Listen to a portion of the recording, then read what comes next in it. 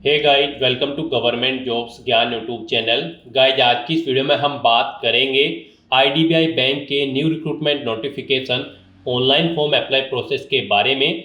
जी हाँ दोस्तों, IDBI bank ने junior assistant manager JAM grade O 2025-26 के लिए नोटिफिकेशन रिलीज कर दिया है, जिसके तहत यहाँ पर 676 खाली पदों को भरा जा रहा है। कैसे आप इस भर्ती में पार्टिसिपेट करने के लिए अपने फॉर्म अप्लाई कर सकते हो बिना कोई मिस्टेक किए हुए, इसकी पूरी जानकारी हम आपको स्टेप बाय स्टेप रजिस्ट्रेशन से लेकर प्रिंट तक इस वीडियो में देंगे। बस आपको इस वीडियो को स्किप के बिना शुरू से लेकर एंड तक देखना है। उसके बाद वीडियो पसंद आए तो इसे लाइक और शेयर कर दें। चैनल पर नए हो तो इसे सब्सक्राइब कर लें। साथ ही साथ आपको फॉर्म अप्लाई करते हुए जो भी प्रॉब्लम फेस हो रही है उन सभी का हल आपको इस वीडियो में मिल जाएगा। और कैसे आपको अपनी एजुकेशनल क्वालिफिकेशन की डिटेल देनी है, कैसे आपको अपने डॉक्यूमेंट अपलोड करने हैं, कौन सा डॉक्यूमेंट कितने केबी में आपको अपलोड करना है, कैसे आपको अपना फोटो सिग्नेचर यहाँ पर अपलोड करने हैं, पूरी जानकारी आपको इस वीडियो में दी जाएगी। बस आपको एंड तक हमारे साथ इस वीडियो में बने रहना है। तो बिना कोई वक्त गंवाए चलिए शुरू करते हैं। आपको इस वीडियो के डिस्क्रिप्शन बॉक्स में हमारी वेबसाइट ind-sarkari-naukri.in के इस पेज का लिंक मिल जाएगा। यहाँ पर आपको इस भर्ती के रिगार्डिंग सभी डिटेल्स प्रोवाइड कर दी गई है। आईडीबीआई बैंक के अंतर्गत junior assistant manager JAM grade O 2025-26 के लिए 676 खाली पदों को भरने के लिए नोटिफिकेशन रिलीज हो चुका है। आप 8 मई 2025 से 20 मई 2025 के बीच में अप्लाई कर सकते हो। ऑल इंडिया से यहाँ पर बैचलर डिग्री धारक कैंडिडेट ऑनलाइन मोड में अप्लाई कर सकते हैं। उसके लिए आपको इस पेज को नीचे स्क्रॉल डाउन करना है। इंपोर्टेंट लिंक सेक्शन में आकर ऑफिशियल नोटिफिकेशन पीडीएफ लिंक पर क्लिक करके इस भर्ती के नोटिफिकेशन को ओपन कर लेना है और इसमें से आपको पूरी डिटेल रीड कर लेनी है। यहाँ पर आपको इस भर्ती के रिगार्डिंग सभी डिटेल्स प्रोवाइड कर दी गई है, जैसे कि क्या पोस्ट का नाम है, कितनी उसके लिए नंबर ऑफ वैकेंसीज है, कौन सी कैटेगरी के लिए कितनी वैकेंसीज है, कैसे आप अप्लाई कर सकते हो, कब से कब तक आप अप्लाई कर सकते हो, क्या आपका एलिजिबिलिटी क्राइटेरिया होना चाहिए। पूरी जानकारी यहाँ पर आपको इस नोटिफिकेशन में दे दी गई है। आप सभी डिटेल्स यहाँ से रीड आउट करें, उसके बाद अपने फॉर्म अप्लाई कर लें। फॉर्म अप्लाई करने के लिए भी आपको हमारी वेबसाइट के इसी पेज पर ही, जी हाँ दोस्तों, अप्लाई ऑनलाइन का लिंक दिया गया है। जैसे ही आप इस लिंक पर क्लिक करेंगे तो आपके सामने यहाँ पर आईडीबीआई बैंक का ये ऑफिशियल पोर्टल ओपन होगा।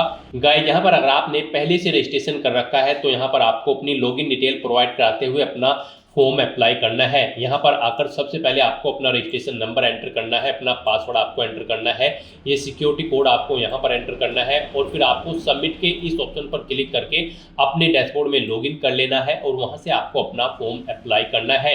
और गाइस, अगर आप इस भर्ती के लिए फर्स्ट टाइम अप्लाई करने जा रहे हो तो सबसे पहले यहाँ पर आपको अपना रजिस्ट्रेशन करना होगा।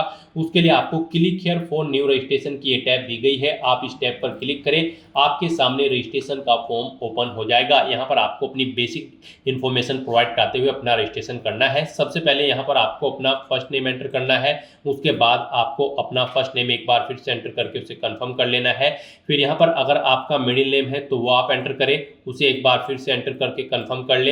लास्ट नेम है तो वो यहाँ पर आप एंटर कर ले, नहीं है तो आप इन कॉलम्स को खाली छोड़ सकते हैं। उसके बाद यहाँ पर आपको अपना मोबाइल नंबर देना है, फिर उसे एक बार फिर से एंटर करके कंफर्म कर लेना है। कोई अल्टरनेट मोबाइल नंबर है तो वो यहाँ पर आप एंटर कर दें। उसके बाद गाइस, यहाँ पर आपको अपनी ईमेल आईडी के शुरू के कैरेक्टर एंटर करने हैं और फिर यहाँ पर आपको इधर दूसरे कॉलम में से डोमेन नेम सेलेक्ट कर लेना है, जो भी आपकी ईमेल आईडी का डोमेन है।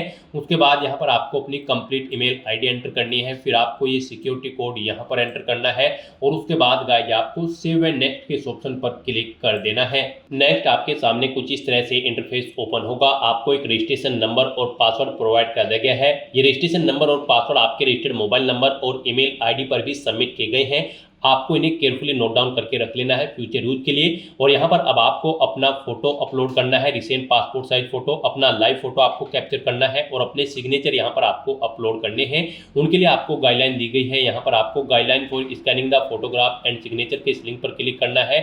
उसके बाद आपके सामने ये पीडीएफ ओपन होगी, यहाँ से आप चेकआउट कर सकते हो। आपका फोटो यहाँ पर 4.5 सेंटीमीटर इंटू 3.5 सेंटीमीटर में होना चाहिए, 20 KB से 50 KB के बीच में होना चाहिए। यहाँ पर जेपीजी या फिर जेपीईजी फॉर्मेट में होना चाहिए।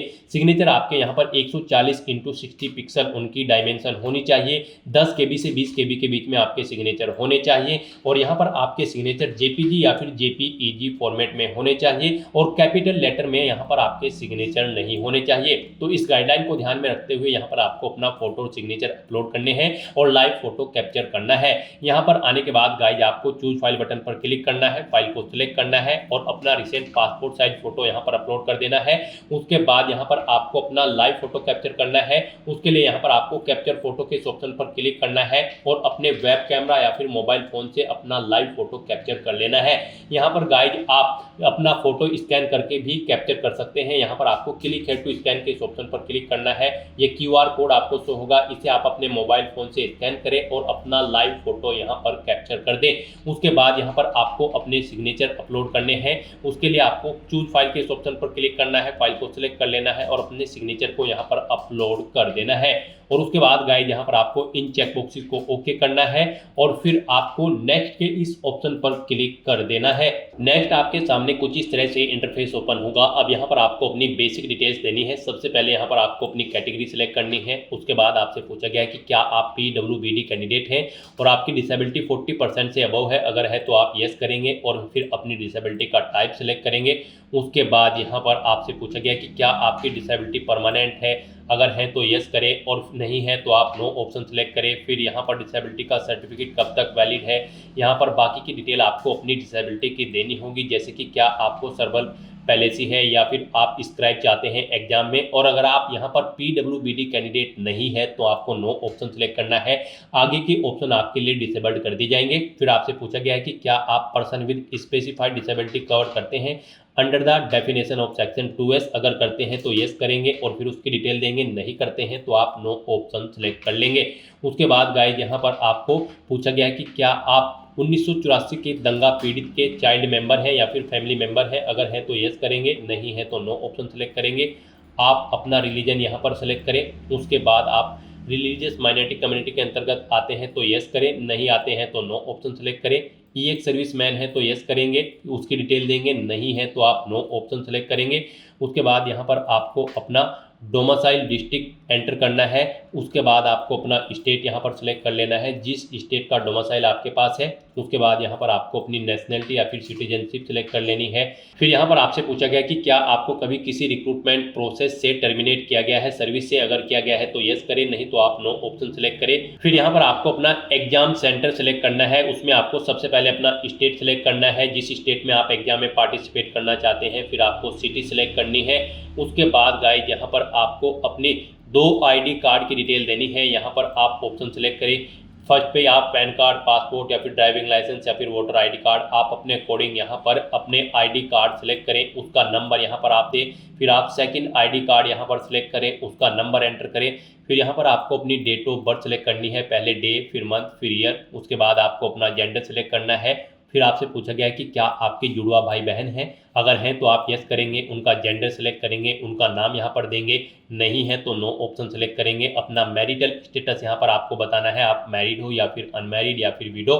उसके बाद यहाँ पर आपको अपने फादर का नाम एंटर करना है। फिर यहाँ पर आपको अगर मैरिड हो तो आप अपने हस्बैंड या फिर वाइफ का नाम एंटर करेंगे। फिर यहाँ पर आपको अपना कोरोस्पोंडेंस एड्रेस एंटर करना है। गाइज यहाँ पर आप उसके बाद अपना परमानेंट एड्रेस एंटर करेंगे और अगर आपका परमानेंट एड्रेस आपके कोरोस्पोंडेंस एड्रेस के अकॉर्डिंग सेम है तो यहाँ पर आप इस चेकबॉक्स को ओके कर देंगे। ऑटोमेटिकली आपका परमानेंट एड्रेस आपके कोरोस्पोंडेंस एड्रेस के अकॉर्डिंग फिल हो जाएगा। फिर यहाँ पर आपको अपना GST इनवॉइसिंग एड्रेस सेलेक्ट करना है, जिस एड्रेस पर आप कम्युनिकेट करना चाहते हैं। फिर यहाँ पर आपको आपकी कैटेगरी के अकॉर्डिंग एप्लीकेशन फीस का अमाउंट शो कर दिया जाएगा। इस तरह से अपनी सभी डिटेल्स यहाँ पर फिल करने के बाद फिर आपको वैलिडेट योर डिटेल के ऑप्शन पर क्लिक करके अपनी सभी डिटेल्स वैलिडेट कर लेनी है। और उसके बाद गाइस यहाँ पर आपको सेव एंड नेक्स्ट के ऑप्शन पर क्लिक कर देना है। नेक्स्ट यहाँ पर आपको अपनी क्वालिफिकेशन, एक्सपीरियंस और लैंग्वेजेस की डिटेल देनी है। इस भर्ती में पार्टिसिपेट करने के लिए आपके पास ग्रेजुएट डिग्री होनी जरूरी है किसी भी रिलेवेंट डिसिप्लिन के अंतर्गत। यहाँ पर जनरल, EWS और OBC कैंडिडेट के 60% मार्क्स होने चाहिए ग्रेजुएट डिग्री में। SC ST PWBD कैंडिडेट के 55% मार्क्स होने रिक्वायर्ड है यहाँ पर इस भर्ती में पार्टिसिपेट करने के लिए। तो यहाँ पर आपको सबसे पहले अपनी ग्रेजुएशन की डिटेल देनी है। यहाँ पर आपको कॉलेज का नाम देना है, उसके बाद यहाँ पर आपको यूनिवर्सिटी का नाम देना है। फिर यहाँ पर गाइस आपको अपनी डिग्री या फिर सब्जेक्ट या फिर स्ट्रीम सेलेक्ट करनी है जिसमें आपने अपनी ग्रेजुएशन पास आउट की है, जैसे कि बीए, बीकॉम, बीएससी, बीटेक। आप अपने अकॉर्डिंग यहाँ पर ऑप्शन सेलेक्ट करें, पासिंग डेट सेलेक्ट करें, कब आपने अपनी डिग्री पास आउट की है, कितने परसेंट मार्क्स आपने ऑब्टेन किए हैं वो यहाँ पर आप एंटर करें, अपनी क्लास या फिर ग्रेड सेलेक्ट करें, फर्स्ट है, सेकंड है, या फिर अपने अकॉर्डिंग यहाँ पर आप ऑप्शन सेलेक्ट करेंगे। फिर यहाँ पर आपको अपनी ग्रेजुएशन के एकेडमिक ईयर और सेमेस्टर वाइज मार्क्स एंटर करने हैं। यहाँ पर आपने फर्स्ट ईयर में फर्स्ट सेमेस्टर में कितने मार्क्स ऑब्टेन किए हैं वो आप एंटर करें, टोटल कितने मार्क्स थे जिसमें से ये मार्क्स आपने ऑब्टेन किए हैं वो आप एंटर करें। फिर सेकंड सेमेस्टर में आपने कितने मार्क्स ऑब्टेन किए हैं वो एंटर करें, टोटल मार्क्स एंटर करें। इनके अकॉर्डिंग यहाँ पर आपकी परसेंटेज कैलकुलेट करके यहाँ पर आपको शो कर दी जाएगी और टोटल मार्क्स भी यहाँ पर आपको शो कर दिए जाएंगे। इस तरह से आपको अपने second year, third year, fourth year या फिर फिफ्थ ईयर जो जितने भी ईयर में आपके मार्क्स आए हैं वो यहाँ पर आपको डिटेल्स एंटर कर देनी है। उसके बाद आपको यहाँ पर पोस्ट ग्रेजुएशन की डिटेल देनी है। अगर आपने पोस्ट ग्रेजुएशन कर रखी है, नहीं कर रखी है तो आप इसे खाली छोड़ दें। प्रोफेशनल क्वालिफिकेशन या फिर कोई अन्य क्वालिफिकेशन है तो उसकी डिटेल भी आप सेम यहाँ पर ऐसे ही प्रोवाइड करा सकते हैं, नहीं है तो इन्हें आप खाली छोड़ सकते हैं।